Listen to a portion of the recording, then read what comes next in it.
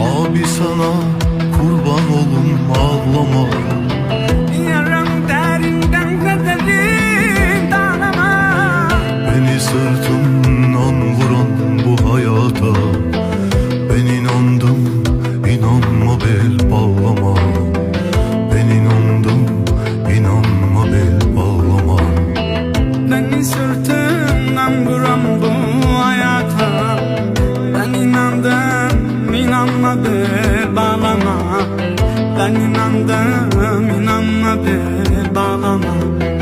Bu dünyaya itibar yok Bilal abi. Ben ölürüm, gözyaşını sil abi. Dur ağlama bu şehit kardeşine. Düşman görür, ayıp olur gül abi. Bu dünyaya itibar yok bil abi. Ben ölürüm, gözyaşını sil abi. Dur ağlama bu şehit kardeşine. Düşman görür, ayıp olur gül abi.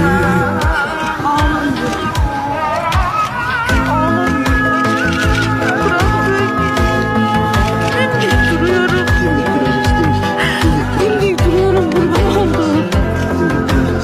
Kimseyi sevindirmiyorum. Kimseyi ağlatmıyorum arkamdan. Söylediğin gibi bile yapmıyorum. Kimsenin ağlamasına müsaade etmiyorum.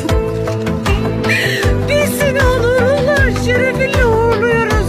Bugün senin düğünün. Bugün bizim düğünümüz bir tanem. Bugün bizim düğünümüz Gökhan.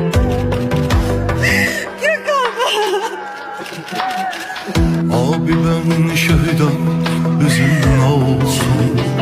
Başını uça tut, boyundan olsun. Bizler geldik giderik dünyadan. Bana yeter teki vatan sağ olsun. Bana yeter teki vatan sağ olsun. Bizler geldi gidelim şu dünyadan. Bana yeter de ki vatan sağ olsun. Bana yeter de ki vatan sağ olsun.